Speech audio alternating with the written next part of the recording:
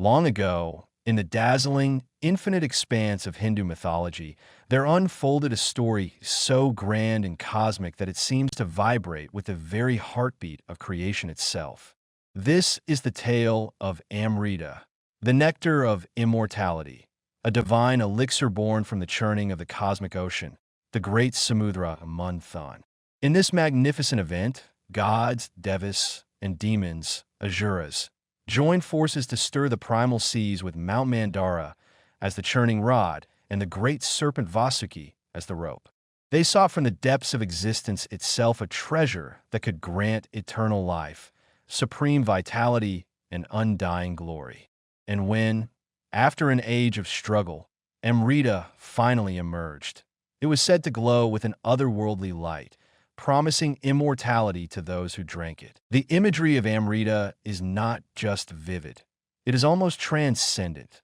The very idea that life, in its purest form, can be distilled into a luminous nectar captures a longing so universal, so timeless, that it transcends culture and age. It reminds us that the pursuit of vitality, of flourishing beyond the grasp of decay, is as old as humanity itself.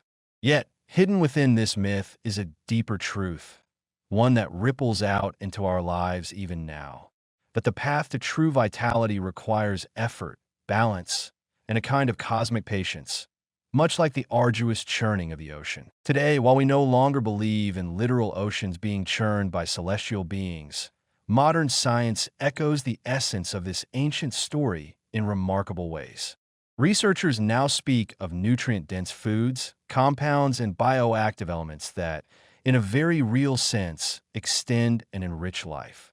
The search for these life-giving substances, whether in vibrant fruits, potent herbs, or the deep richness of whole foods, mirrors the ancient quest for Amrita.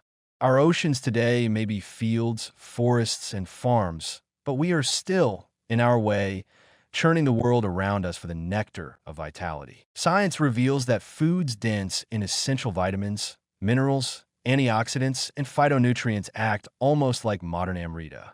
They nourish our cells deeply, repair damage, fend off the relentless advance of disease, and sustain the graceful functions of life over time. Bright vegetables like spinach and kale, rich in iron and chlorophyll, fortify our blood and energy. Juicy berries, overflowing with antioxidants, shield our brains and hearts. Ancient grains like quinoa and amaranth, packed with protein and essential amino acids, sustain strength and endurance. Even potent spices like turmeric, whose curcumin compounds battle inflammation, carry the fragrance of something far older, far grander than simple sustenance. It is a kind of quiet alchemy. Every time we choose these life-giving foods, we participate in an ancient dance between nourishment and existence.